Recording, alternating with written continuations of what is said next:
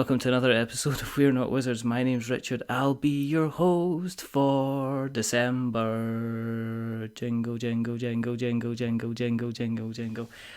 Because it's the end of the year, and at the end of the year, whether you've been on the naughty list or the nice list, you always get a nice little treat. So, this is only because we've had to reschedule so many times that it's now this close to Christmas. But joining... I'm going to go look it up. When was our first... when did we first plan even this? Want to even talk about it because, if we were a pizza or try to make a pizza, I'd be bringing the base and the cheese, and Patrick Leader, he'd be bringing the hot tomato sauce, and it might be asymmetrical, the ingredients that we're bringing, but in the end you'd have a fantastic pizza. I don't know if he looks like the type of guy who's going to bring some pineapple. You look like you're going to bring some pineapple. He's not. I love pineapple on pizza. Yeah, so join him. To our credit, it's been under a month. Well, that's not bad then. No, it's not. I've done worse. I've done better. So may I add some color commentary at this point? We're not wizards is one of my favorite expressions. Or I'm not a wizard. I say it to my daughter. Oh, right, okay. When she's like, why isn't X done? And I'm like, because I'm not a wizard. Like I haven't done it in the 3 seconds we were talking about it. So this is almost like fate. You can actually tell your daughter that you've now been on the podcast, which is specifically. And I'm still not a wizard. Still not a wizard. This is amazing. I when it popped up on my calendar, I was like, what the heck are we doing today? And at 2:04? So, yeah, just putting random times just to mess with people's heads. I guess we better say hello to everybody who's out there, because if you're joining us for the first time, thanks for joining us. The reason that we do this is because we're on an ongoing mission, just like the Starship Enterprise, to interview and speak to as many people who are involved in the tabletop hobby as possible. And the second reason is that I have been playing Root quite a little bit since it kind of landed on my doorstep. So when you play a Root and you get the opportunity to speak to, one of the principal people behind it, you have to take that opportunity to speak to them. So we're very excited to have Patrick on the show. What we like to do is we like to find out a little bit about your past, going as far back as you want to, or as not, as the case may be. But do you want to tell us kind of a little bit about how you got into the hobby? I'm moving my microphone because we're on camera, and it's quite rude if you can't see me. It's all good.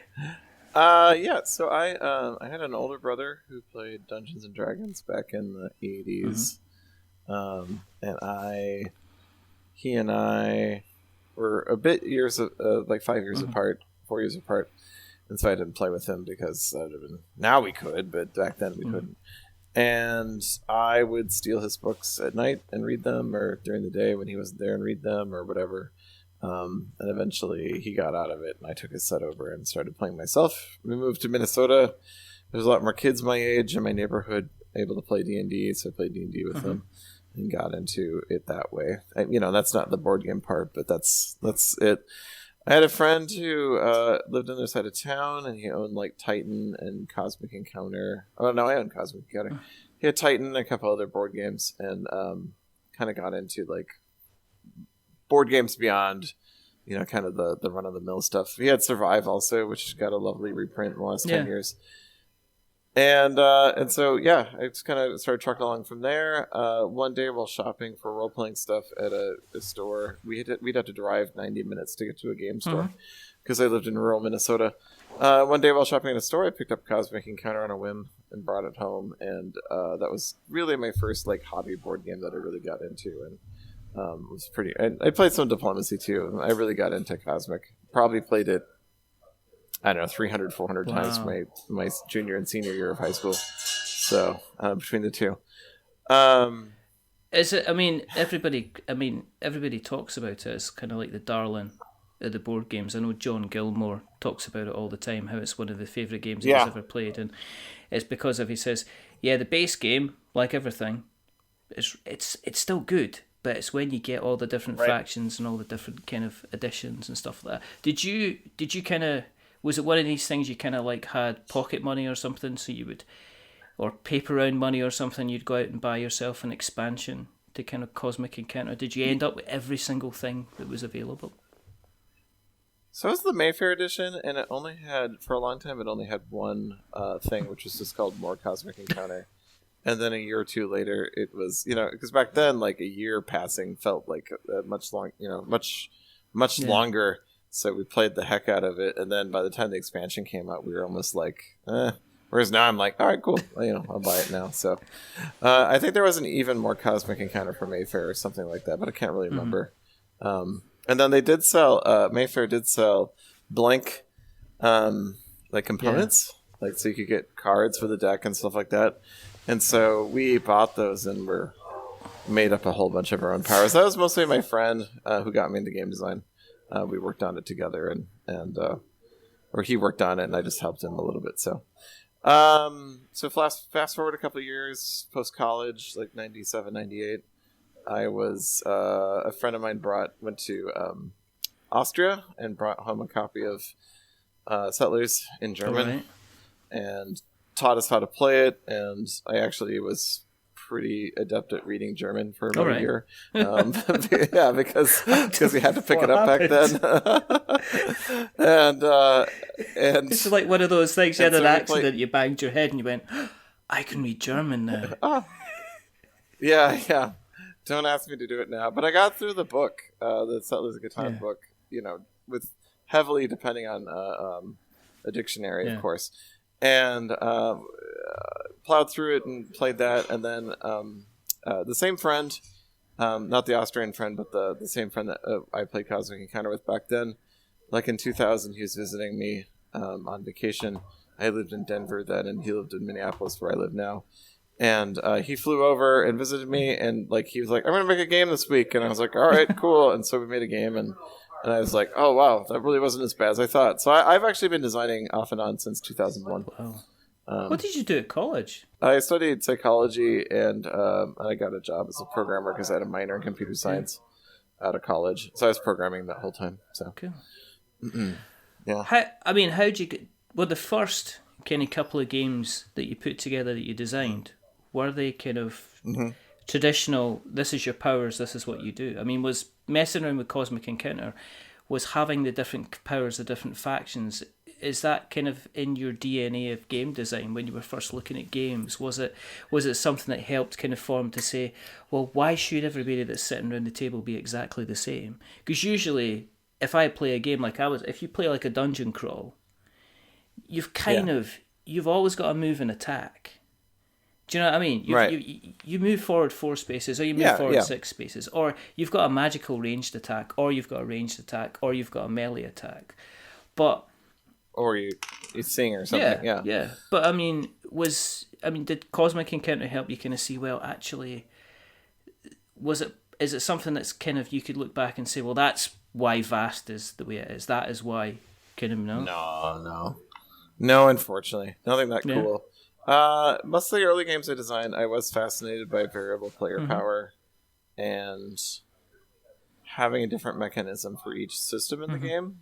And the way that you interact, or the rate that you interact with those mechanisms, is what causes the asymmetry between the players. One of my earliest games I designed was an economic game where everybody starts out in a different segment of like the economy. So like one player's industry, one player's retail, one player's logistics, and so you have to work together. Like, so instead of like, because I was playing a lot of Puerto Rico when I designed it, and I was like, instead of having everyone start out kind of the same footing, you actually start on a very different footing, and then you as a player decide if you want to grow towards the other players to compete with them, or to continue specializing your field to have an absolute control over that field. And so that's kind of where some of that comes from. But really where it came from is when I met David Somerville in 2014, who was the original designer of Vast when it was a game called Trove. And he just opened my eyes to, like, I was like, oh, wow. And I, of course, I already played Netrunner, so I was aware of, because I played Netrunner back in like 2001 or 2002. the original Netrunner, and so I was aware of the concept, but I thought it was only going to be able to work 2-player like Netrunner does, and then I saw him doing it with 4 factions, and I was like, oh boy, this is awesome. He didn't want to publish the game with me at first, and so I started designing my own asymmetric game with his help. He came in and taught me his techniques. Was he wanting to keep Trove as his own kind of baby that he was going to kind of self-publish and kind of release to the masses? Is that what he was wanting to do? Well, at that point, I'd only had a $3,500 Kickstarter. All right. And I offered to publish it, and he's like, "Well, I think I'm going to go talk to some larger publishers first."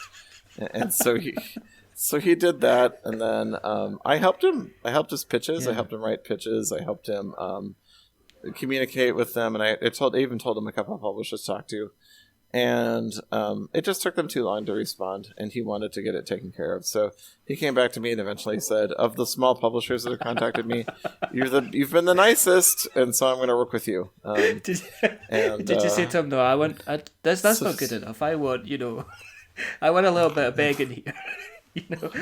No, nothing like that happened. I tell you though, the moment I found out what was going to happen, it was like 11 at night, and I went to bed early for some reason, and I came downstairs and I picked up my phone. I was like, oh, there's a message on my phone. So I was reading it. I came downstairs for water or something.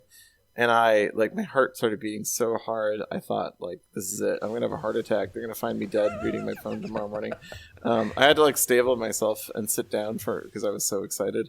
Because I knew it was going to be life-changing. And sure enough, it was life-changing. So, and, he worked on it for a little while, but I mostly took over after a while. There were some health issues in his family. Right. And then, we had some rough spots. Yeah, no. But we're better now. No. I'm the first backer of his last 2 Kickstarters, so I think that, I hope that proves to people that I really like him. But then, I think I've spoken to people before who have gone down, who have been published. And I know it's sometimes difficult for you to say, to let go of your baby, because somebody puts a piece of cardboard on the table, but what they don't see is the 150 hours I've been working on this thing. You're giving me feedback, and I've tried this 72 times and it doesn't work, but then you want to go ahead and change it. And I think it's sometimes difficult, if it's your creation, to trust somebody who might necessarily have a slightly different vision to go ahead and deliver kind of what you wanted. I mean, is what ended up on the table with Vast, is that vastly different, but then shoot me now. But is that different from the original kind of concept that kind of David brought to you, or have you managed to maintain the kind of the heart and soul behind it? I think we maintained a lot of it. His goblins were considerably different. The goblins went through I don't know, probably 7, 8, maybe even 9 big version changes before we hit upon the goblins that are there now. And honestly, it was always about just making them simpler to understand. And his goblins in the very first draft, I think, were probably the most playable. And then what he gave me, there were some issues with it. And I think it may have just been a version control issue. He didn't hand me the right rules that matched the components, and I didn't understand what was going on. I didn't know how to fix it.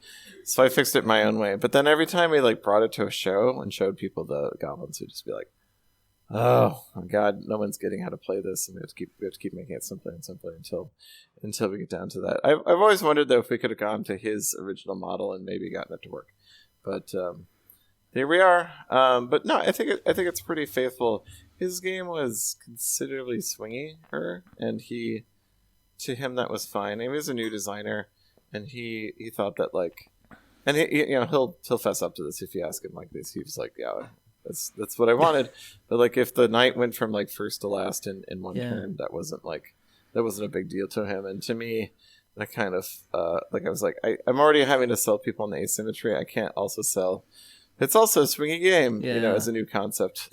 So I had to back up on that one. I think the mechanics as they are now allow for a lot more of forethought and planning than what he turned over to me. So he likes it a lot. He's played it and told me that he likes being brought forward into kind of the modern design era. So it was good. When Vast came out, there was a lot of people were calling it genre defining. People were saying it like it took expected kind of mechanics and completely turned it on its head. I mean, were you surprised at the kind of the feedback that you kind of got, or were you just kind of like, well, yeah, I know it's cool. Yeah. Oh yeah, I am. Yeah. I think I actually did feel like we were kind of onto something when he brought it to me and when we were working on it. I thought this was going to be kind of different. I think in game design you're kind of looking, especially game design versus game publishing, which is a much more business oriented task. I feel like you're looking. So you're either going to get. There's two things that are going to happen. You either get you get the game that incrementally improves on the concepts of the previous game, like that was designed, and you see that with like UA with like worker placement. Like he keeps making worker placement games, and they're beautiful and well designed and well thought out. But then you also you look for like the kind of the genre shifting moments, like when Dominion came out. Yeah. And I don't know if there had been a deck builder before Dominion, but it really defined and brought Dominion building. It really brought deck building into the forefront, and Ticket to Ride. Clearly, there had been rummy style games of collecting sets and playing cards for points, but I think Ticket to Ride really put it on the map and combined two the shortest path versus and brought those two concepts together, the pathfinding with the rummy style gameplay. Into a very simple package that was easy to teach. And I'm not going to say Vast was easy to teach, but I had a feeling that we were onto something new that way when we were doing it. Now, like Jamie Stegmeyer in his podcast was like, well, it's a great idea. I wanted to play it to see if this is where I was going next as a publisher. Yeah.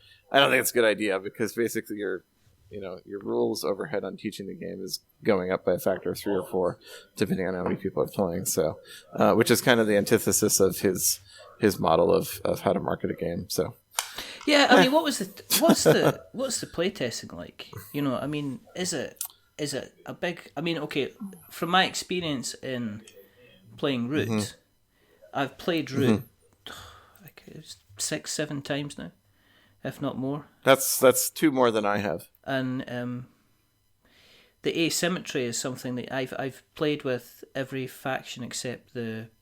I played the Woodland Alliance is my favourite. Right. And I've not played with the Vagabond. But I've noticed already that even in those games that we've played, the way the game kind of can play out and does play out is ending up being kind of completely different. I mean, how do you even begin to start playtesting something like that? I mean, do you playtest with a small group but continuously, or do you try and push it out to as many people as possible? Because I'll be honest with you, we probably got into game maybe 3.5, and there was still a couple of rules that were kind of clicking with us. Right. I think the main one that I ended up looking for was, do you lose your victory points if you put something back after it's destroyed, kind of thing? And it's like, no, kind of thing. Yeah. Oh yeah. And that was a kind of but no. As I say, my question was, in terms of the playtesting, did you keep focus within a group that was repeatedly playing it, or did you try and spread it as wide as possible? So there was 2 sorts of things going on for Vast, and one of the things that attracted me to the game, in addition to how wonderful it was David really did a good job of building an online community that supported the testing and the development. Like, a lot of people were reading the rules and talking about the rules when I got there, and I kind of kept that tradition alive. And that's frankly why, as a company, I try. Like, I've published the Crows and the Moles, which are the 2 new factions for Root, to the internet. You could download it and start playing it right now if you wanted to. And so you did all that discussion out in front, and there was a lot of people testing before I got on board, and as I developed new versions, there was people testing with us, and that was good because I always had a good sense of what was challenging to people. I didn't learn a lot from the playtest in terms of this, the dragon needs to do X, but I did still learn this is a problem, or if there's a hotspot, we could see those problems. But yeah, I formed 2 groups. I cannibalized my Wednesday board game group to play test, and I used my Saturday group, which is normally plays role-playing games. I would use them when I was getting towards a milestone. I'd switch them over to playing Vast with me. And believe it or not, our group actually could play 2 games in an evening because we got so good at it. And so yeah, a lot of playtests. My hunch is I played 300, 400 games before I got to publication. When I first started playtesting, I played it 5 times in 48 hours. Wow. To kind of get a sense of the flow of the game before I started rewriting the rules. So a lot of that. And then at the time I was working as a software developer, and I kind of got in the habit of like making really rapid changes and then freezing it and testing that, and then making really rapid changes and freezing it. So I probably didn't follow a traditional style of slowly chiseling on the rules like some people do. And which was risky. I mean, we could have definitely not found a problem with the game when people were now that people are playing it, but it's been okay. Yeah. And the same with Root. We in the studio now. I have a studio, so we had the same 3 or 4 people play testing, and we would. We kind of nominated people to be a certain role for the playtesting process. So about half your games we were expecting to play. Mm-hmm. I was the vagabond. So about half the games that we played in studio, I played as the vagabond. So, and that gave me perspective as it changed. I could talk about like what my concerns were about the other roles as they changed. Yeah. And as my role changed, I could talk about that too. Okay. So. Okay. Because the thing about Vast is that it's completely, as we said earlier, it's not a case that you are just doing 1 or 2 movements. I mean, in Vast, you're like, you go, okay, I'm the knight. Okay, I'm going around, I need to collect treasure. And then it's a case, but you're also, somebody can be a dragon. And what does the dragon want to do? It's like, well, the dragon kind of wants to wake up and get out. And then it's like, but you can also be the cave. And it's like, well, what's the cave going to do? Well, the cave wants to kill everybody by collapsing. And then it's like, well, what's the thief? Well, the thief wants to go around nicking stuff. And then there's the goblins. What do the goblins want to do? They just want to be, difficult. They just want to be absolutely difficult. I mean, for anybody that's looked at, Vast, is there any factions you always recommend people would start with? I mean, I know you've put them kind of in the rules. I mean, what would you recommend as somebody that's play tested it for so far if somebody's kind of like starting out in it? Oh, I definitely recommend the Knight and the Dragon. They're kind of the most straightforward and like kind of having an action economy that moves you around, or and then you have the most straightforward, like, I just have to get strong and kill the dragon. I just have to get strong and get out alive. I think they're probably the easiest to pick up as far as that goes. Mm-hmm. I like the goblins. My home group started calling me the Goblin Whisperer and they said I couldn't play them anymore during testing. So, but I do acknowledge that there's some complexity to setting up their attacks well. So, yeah, if I'm playing the goblins with you in a pickup game at a convention or something, and I don't play on hard or expert, you should probably throw me out of the convention. So, because that's just mean of me. That's just cruel. And I have, even on expert, I've beaten groups at conventions. Have you not thought about walking about with a disguise on so you could sneak into games and say, "Oh, what's this game about?" Vast? I've never heard of it before. Should we make it interesting? Perhaps we could play for some money. Exactly. I've got a Benjamin Franklin here that says you can't beat me. Oh, yeah. Oh, what? I did sit down at PAX U for a game of Root, and then I was like, "Oh, I'll play the Vagabond." So against new people, but I didn't take their money. So, well, I did. I'm sure you probably did, because like everybody else, there's sometimes bills to pay, and sometimes there's a bit of grey area in terms of the honesty, which you can kind of nice. But then, I mean, okay. See, since Root has, I know that you obviously you've got a different version of Vasta, which is the kind of the mysterious Manor. And that was actually the middle of the year that you kind of funded that, and that's going through. Where are you in terms of kind of like fulfillment and printing and things like that with that at the moment? Is that out there? Can people pick that up anywhere? So we are sending the files to the factory on December 18th. Wow. So you're interrupting my time finishing it. And I think even Nick laughed at that. But it's Nick and Cole's project right now. They are wrapping it up. So that's where we're at, and then we're gonna start printing. Unfortunately, it looks like, and I haven't told the public yet. It looks like we're gonna have a small delay because of our factory said they could get it done, and now we're looking at Chinese New Year's gonna stop us up for a few weeks. And then we'll pick up production when Chinese New Year's over, which is fine. It actually gives us a little bit more time because we don't have to submit the rules until the last they have the shortest timeline for printing, so we can be working on. We can continue editing and things like that even while the cardboard components are being printed. So we'll use that time as best as we can. So is there a massive difference between the gameplay between the Manor and the original Vast, the Crystal Cavern? It is. I was very careful to design every role to play differently in the sense that how they earn the strength or the movement or whatever they're trying to get. I mean, the Paladin is still looking for grit, so they're compatible. Yeah. He still ends up with strength, so he's compatible, but the way he moves is different, and the way he earns his abilities used during the game is very different from the knight. And they're probably the closest. And then the skeletons don't build up strength at all. They're just individuals running around the board, and they have to distract the paladin to hit the paladin. So they have to stack up, surround the paladin, and then they become stronger for each skeleton that's surrounding the paladin. Right. So later skeletons in the turn can hit.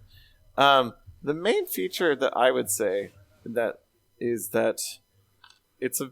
feel like it's a better entry point for the series, unfortunately. That's just how it worked out. But we focused on making less abilities and making a better flow into the game so that players can learn it.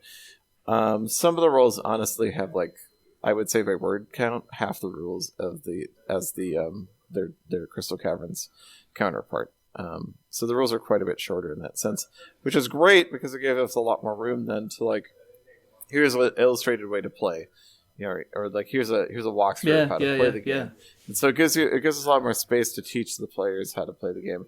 And we've learned a ton about usability since those days, and we have someone that works just on usability. Josh Yearsy, our editor, works just on usability. And so we've learned a lot about that and how people learn how to play the game. We've watched people learning how to play it, and so we've learned a lot from there. So that's the primary difference. Is I think it's going to be an easier point to jump into. So yeah.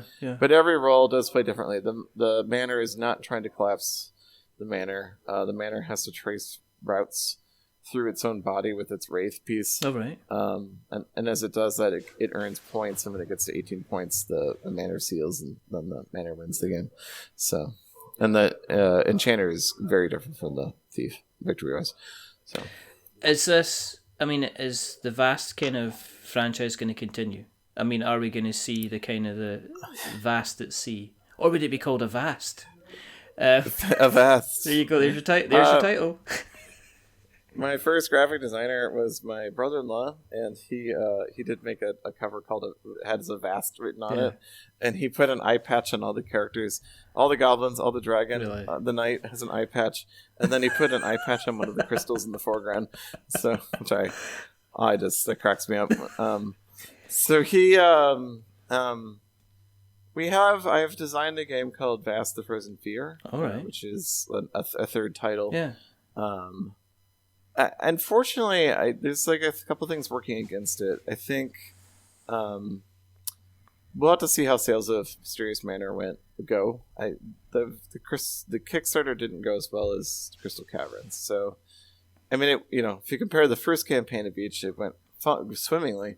And and I'm not saying it was a bad campaign. It was just it just didn't go as well as the second Crystal Caverns campaign. Mm-hmm. And I think there was some resistance to getting a second Vast title. People thought, well, it's going to be the same game. It's just reskinned. It's just a reskinned game. Yeah. And so I think once they see reviews, they're going to realize maybe that's wrong. I think some people said it was too hard to learn, and so now we're giving people an opportunity to jump back into the second. Maybe some people they're going to see a review that says no, it's actually quite a bit easier to learn, and they'll jump in at that point. Mm-hmm. So if sales pick up, then we're definitely interested in doing a third title. I took possession of Vast in December of 2014. Yeah. And frankly, I'm just exhausted. I've just been working on it so much. So if I do work on it again, I need a solid break before I can get back to working on another Vast title. Yeah. I turned it over this summer to Cole and Nick for development, and I had to do a lot of business development stuff in the last 3 or 4 months, and now I'm back to designing again. I'm so happy to just be like cutting a fresh trail into new designs. But if we do see it, what's going to have to happen too then is I think we're going to have to write, and I'm excited to do this work or hire someone to do this work, as the case may be. Yeah. I think Vast the Crystal Caverns needs to be simplified in the way that Mysterious Manor is. Yeah. And then they all need to be brought into the same language. They're compatible, but I think we could have done more with making. I think it's a second edition of Vast Crystal Caverns will make it very easy to design the Frozen Fear. Yeah. And when all 3 of those are on the same plane, and then we kind of release a revised rules, and then here is the Frozen Fear set is how we approach it. So I think like summer 2020 even would be the soonest anyone's going to see that though. Yeah, so, yeah. Because you've got, I mean, obviously we're going to mention Root. We have to mention Root. I've already mentioned Root. I mention Root on most podcasts at the moment, Patrick. I just people know. to say, people know it's out there. You know, it's like every time it's like there's a little bell that goes off. There's like it's a drinking game out there where it's like Richard mentions Root on the We're Not Wizards podcast because I do, you know, it's one of my favorites. Was it? People are talking about it being like almost like a little bit of a war. It's like a little bit of a war game in terms of how the power and how the powers work. Some people are saying, you know, some people are still really excited by it, and they're playing, kind of continuing to kind of play it. I myself, I'll be playing it tomorrow probably because I'll take it along the bag and it'll be the thing because everybody's played it, everybody knows how to get it. When I take it when kind of like when you were developing Root and putting it together. Did you have an inkling of like this is actually pretty special? This is definitely going to work. This is going to be turning some heads here. Yeah, I guess so. We were a little bit in a crunch to get it to Kickstarter on time. And at some point, part of like, I still like have a lot of zeal to play it. In fact, we've played it twice today. So, like, when it was closer to completion and I was seeing the reviews and I was seeing the external playtesters, and some of our external playtesters went crazy for it. And then I was like, we might be onto something here. I think that this is pretty special. And like I said, with the fatigue I've had on Vast, I still love the Vast series, but the fatigue I have on Vast, now, like, I started designing the Root expansion when I did return back to creative work because I was just like, I'm in a new space. I'm gonna like working here. Yeah, I don't know how much clue we had until it started working its way through the end of the development track. Obviously, people were really empowered by the Kickstarter, and it was funny. Like, we did get a lot of comments that were like, "Well, I already have Vast, so I'm not going to buy Root."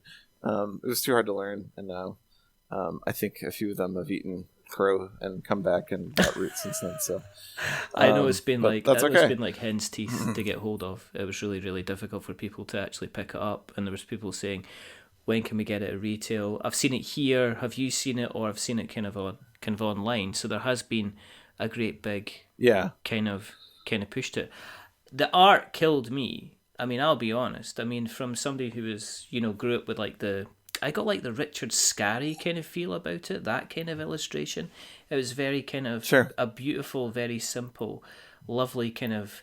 There's too much dark going on in board games nowadays. If I had to look at another game where it's like different shades of grey, different shades of dark green, different shades of brown. I mean, there's a Kickstarter it's on at the moment who's doing exceptionally well. But it's like, it wouldn't kill you to put some oranges, some bright greens, a little bit of Dago pink in there. I mean, it wouldn't kill you to kind of brighten the place up a bit. But that was the thing when I looked at Root, when I looked at the box and the artwork and the characters, I was like, I love this already. I want to play this. I just want to have this on the shelf just so I can say, look at the artwork. Because it was kind of kind of like really, really bright.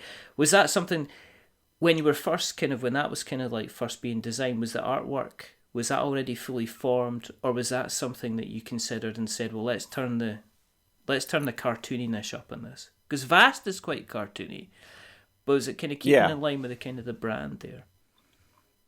So we had a couple things went into that. I talk a lot in a criticism, like, you know, and I review games for myself in my own notes frequently. And I talk a lot in criticism and in art direction that I see what you're talking about frequently. That you want to make a dark or morbid tone. And so you only, you know, you depend on a smaller color palette than most people would normally depend on to do an artistic work. And don't do that. The one that drives me crazy, and I see this a lot on amateur design Kickstarter games. And I love you all. You've done a great job, and you've really built up a community. But if you're making the only people that should have ever made a card look like a page in a book was Magic the Gathering. They did it great. Yeah. And you will not hit that so iconically and pitch perfectly. You should try something else. And it's because basically if you're printing black text on a muddy brown page, and on the screen it looks bright, you get to the printer and it's going to look darker than you think it's going to look. So you have to be really careful about that. So yeah, I've always had this like strong sense that we want to develop a colorful, rich, colorful world. Kyle, of course, has contributed a lot to that. He does a lot of the art direction himself, and he's always been like, you want to use a lot of colors. It's funny because we are talking about doing a horror game now, and we've had a lot of discussions about this issue of how not to trap it in sort of a gray or brown or red world, but to make it feel like the characters are alive in that setting without, to express the tone of fear in another way. I think a lovely, beautiful, bright, sunny-looking kind of horror game would be absolutely more unsettling than being in a kind of a horrific kind of rundown kind of house. I can't imagine anything worthwhile than say a horrific game in a sunny meadow, or near a lovely bridge, or here we're taking a walk halfway up a hill. Let's have a picnic. I mean, that's normally, I think that's what they talk about. Some of the best horror defining kind of moments are when you take an ordinary situation and you make it kind of horrific, kind of from there. Which would be kind of interesting. Or unsettling or unfamiliar. Yeah. And then it goes on from there.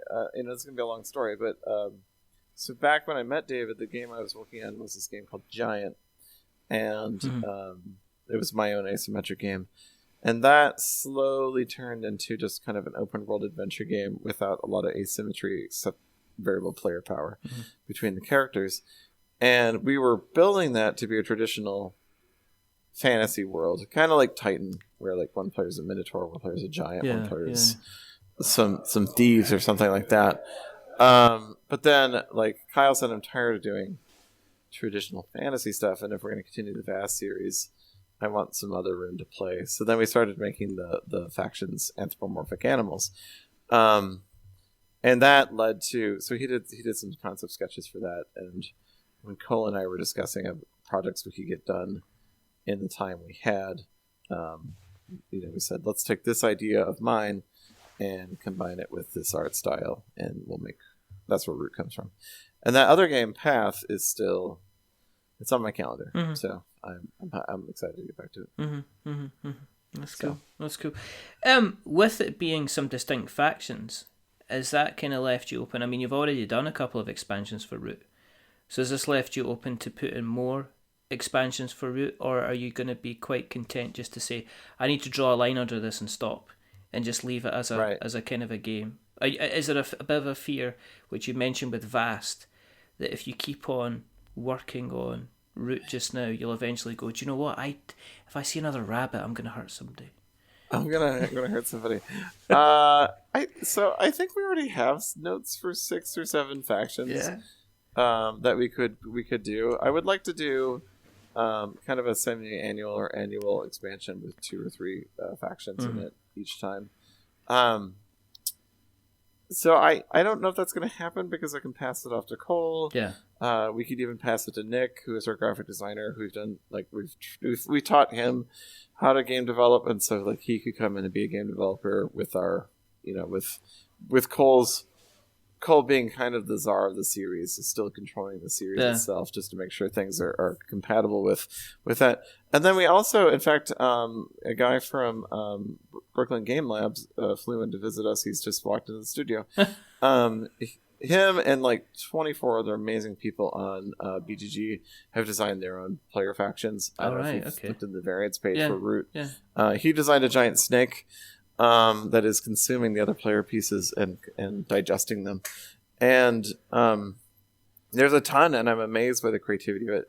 So even if we like somehow run out of ideas, we could always go back and start looking at the better ones. I've played some of them because I like the game Root, so I've just I'll print a couple of those out on the weekend and play some of those, and I've really been enjoying other people's concepts for it. Is there going to be a hedgehog? So Marshall, my new employee, has been working on a hedgehog race, which I'd like to see in play. It's kind of about, you have to create these hedgerows to limit movement on the map. Yeah. And then there is a player, a variant faction that somebody designed called the Hedgehog Constellatory. How do you pronounce that word? I'm not very good at words. And he's been working on it quite a bit, because a lot of them have been kind of fire and forget. Like, people just publish their notes, and then they're like, game development's actually tricky. And with that guy has been reposting frequently his notes. So they have kind of they get points for kind of policing the map and keeping people from fighting, which is kind of a fun concept. So, have you thought about kind of changing the map then, introducing because I mean factions are one thing, but actually introducing kind of different environmental, because I mean let's face it, Vast was about the environment, whether it was the Manor or the Crystal Caverns. Is that one of the things that you're thinking about for Root as well, is maybe actually let's take us out of the woods and take us into somewhere else slightly different that has an effect on it? Yeah, absolutely. So I have 2 prototype maps that I play with in the studio, and I think they'll be part of the expansion Kickstarter in some way. It'd probably just be the premium thing you get if you back the project. Mm-hmm. And so one side of the map is a kind of a mountain pass area. All right. And there are tunnels.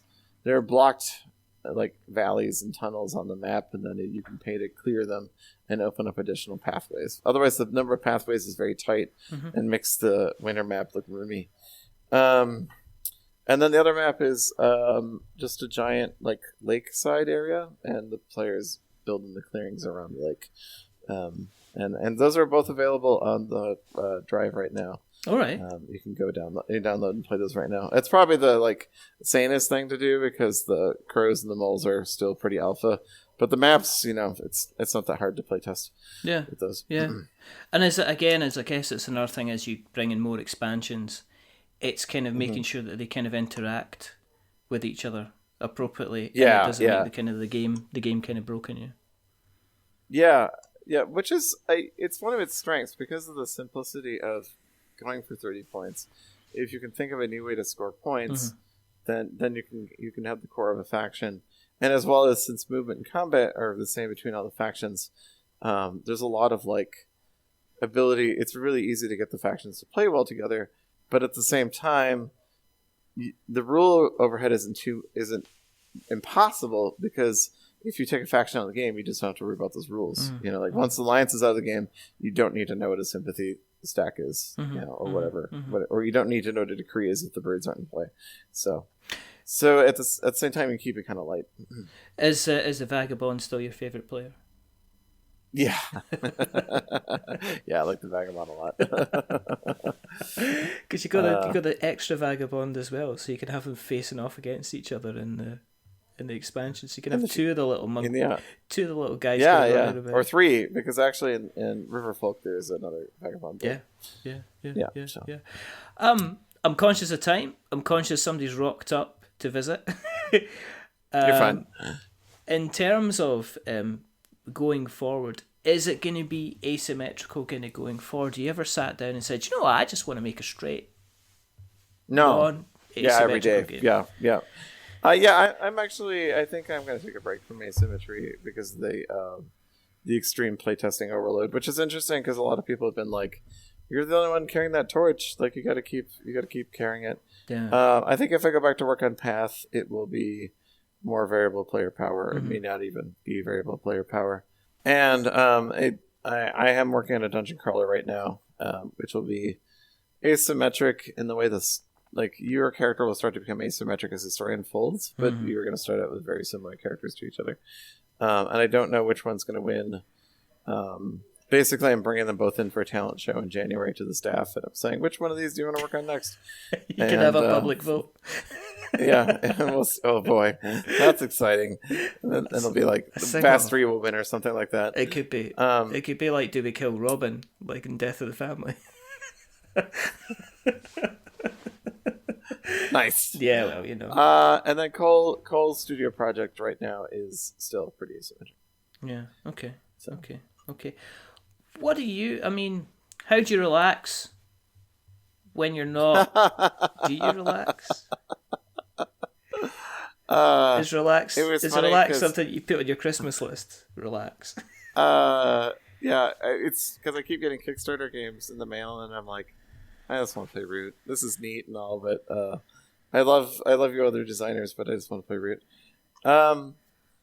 Yeah, it's and it's also funny because I was talking to my business management consultant, and he presented a project to me that I should probably complete this year for business development, and I was like, oh, I thought this would be the year I could work, less than 3,000 hours. And he's like, no, you got one more. You got to do one more year of 3,000 hours. And I was like, oh. I won't say it.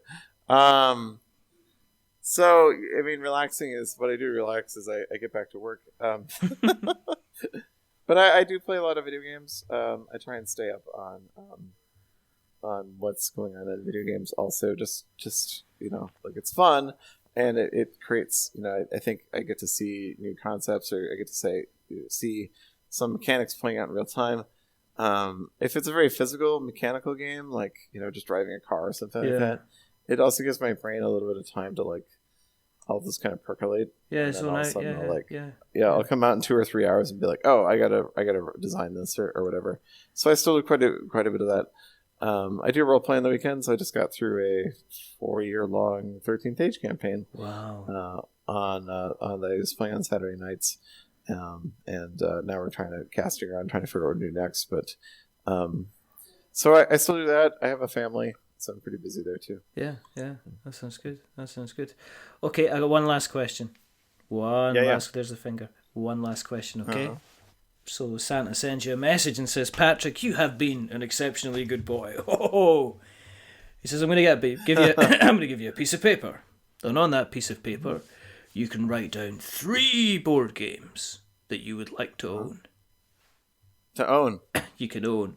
And anything you want. It can be first editions, second editions, anything you would like. And I will make sure that on Christmas Day, when you go downstairs in your pajamas, sitting under the tree, wrapped beautifully for you, next to a cookie that's been eaten and a bit of carrot that's been nibbled away, will be these 3 fabulous wrapped parcels with little lovely gift tags on the side saying, just for Patrick.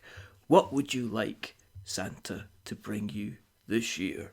Well, what I'd say to Santa is I want the time to play it. Well, that's that. You get that. Okay, good. So let me also preface this with I own a unpunched copy of Magic Realm and Dune. And your address is... yeah, please don't rob me. They're not worth that much, are they? So I'm excited to get Zombicide Invader, right? Which is still in production, I think. I hope, because I ordered one. I like the Zombicide series as much as I like deep and interesting games. I also just like shutting my brain off and blowing zombies away for a couple hours. As much as I like that. Man, what else? I would like to play. I haven't played Fields of Arla yet. I'd like to play that. Okay. It looks really pretty, and I like the I like the just pleasant industrial theme, or the the agrarian industrial theme. And I haven't played a UA game in forever. I haven't played a Euro in forever. Nick, what do I want to play badly? Nick, what do I want to play? What do I talk about playing? You're not allowed to go for help. I have to go for it. That's a sad little man I am. I think I'd also I would like to try Betrayal Legacy. Okay. That looks. I like the Betrayal series quite a bit. Yeah. And I'm getting Devil Horn, so I think I made the right choice here. And so I like Betrayal Legacy. I like Betrayal quite a bit, even though it's like again just kind of all right, some funny things happened and then we died, just like in Zombicide. So I'm interested to see how those all those pieces fit together. I'm kind of bad. I can write off all my game purchases. So if I do want a game, I just go buy it. Yeah, I mean it's. And I haven't wanted much lately, so I've been kind of slowing down. Yeah. Are you been slowing down? Kind of picking up on Kickstarter as well? Yeah, I am slowing down on Kickstarter. I primarily I back a lot of things because like my friends, I'm friends with John Gilmore now, and so I'll back all the Pandasaurus and stuff. Actually, I don't think I backed Phobia, but like his Dinosaur Island, I backed because I want him to succeed, and I like Dinosaur Island. And so, like, that's sort of, like, so when I'm in the middle of a campaign, I'll just back like crazy. And since I haven't been in a campaign in a while, I've kind of slowed down my backing. Mm-hmm. And then I showed you in the tour of my studio, we have 2 Calexes near my desk that are just for me. And so, and I already have like 400 games at home. So I think, I could probably slow down. So I just got rid of 40. I managed. And then after I got rid of 40, I felt really liberated. And I was like, I think I could do another 40, but I haven't done it yet. So, So it sounds like you got plenty going on. You got plenty coming up. If people want to keep an eye on you guys and where you exist on the internet webs, where can we find you, sir? So I would, it's funny because people are like, oh, I'll follow you on Facebook, or I'll go to your website, or I'll go to BGG. BGG is really good. I will post anything I'm working on. As soon as I have 2 ideas rammed together, I'll go to BGG and put it on BGG. So you can follow me on there if you subscribe to me and follow me as a contributor. I also, if I write anything original, I will put it on Twitter. Twitter is my main squeeze. I like brevity, and I like as you can tell by how I talk. I just like the brevity of Twitter, and I like I can just be like, here's the link, come see what I'm working on or whatever. And so I announce everything new on Twitter really quickly. So. Cool. And that's at Leader Games for that, and of course our website's fine. So awesome. Okay, well, what we'll do is we shall make sure that we put all of the links in the show notes so that we've got notes to share. Yeah, I'll send those over to you. Thank you very much. Thank you very, very much for coming on. I really appreciate your time. It's actually interesting because Root is very, very good fun, and I've got Vast. It's over there. And I can see it. You can't. It's behind a cupboard door. Oh, okay. But it's kind of waiting. It's kind of waiting to get played. It was intimidating because I opened up the instruction booklet and I went, ah.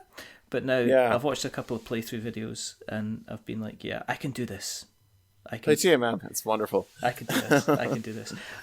If you want to keep an eye on what we're up to, then go to the internet webs, search in the Googles for We're Not Wizards. You'll find us on Twitter, you'll find us on Facebook, you will find us on Instagram, you will find us on YouTube, you will find us on Tumblr, RIP Tumblr.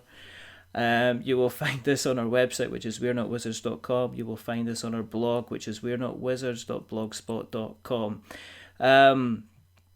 You'll find us in all the normal podcast catchers out there, like your Stitchers and Spreakers and Acasts and Podknife, and obviously on Podbean as well, who host our lovely podcast. If you like what you've listened to today, then please consider going to Apple Podcasts and dropping us a subscription.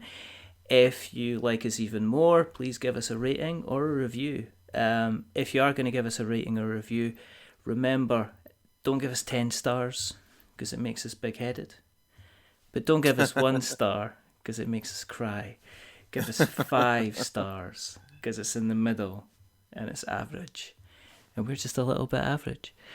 But the person who's not been average today is the rather wonderful, the rather fantastic. He's the vagabond with the tactics of the hour. He's a leader of men. He's a leader of men and a leader by name. It's Patrick from Leader Games. Thank you very, very much again for coming on. There's only two more things. You're very welcome. There's only two more things to do. The first thing is to remember that we are many things, but we're not wizards. Are we wizards, Patrick? No, definitely not. Definitely not. Absolutely not. You can't wear it. You can't wear a wand and be making all these lovely things to give to people, to give them cards. And the second thing is to say goodbye. So it's a goodbye from Patrick. Say goodbye, Patrick. Goodbye. And it's goodbye Patrick. From me. Every single time. It's a goodbye from me. Remember, stay safe, roll sixes, and just if you've not played Root, get Root. If you've not played Vast, get Vast. I mean, it's not difficult. That's the thing. There's no other special magical message. Remember, stay safe, roll6s.com. But play them, because they're lovely and they're really, really good fun. But until the next time, goodbye. Goodbye.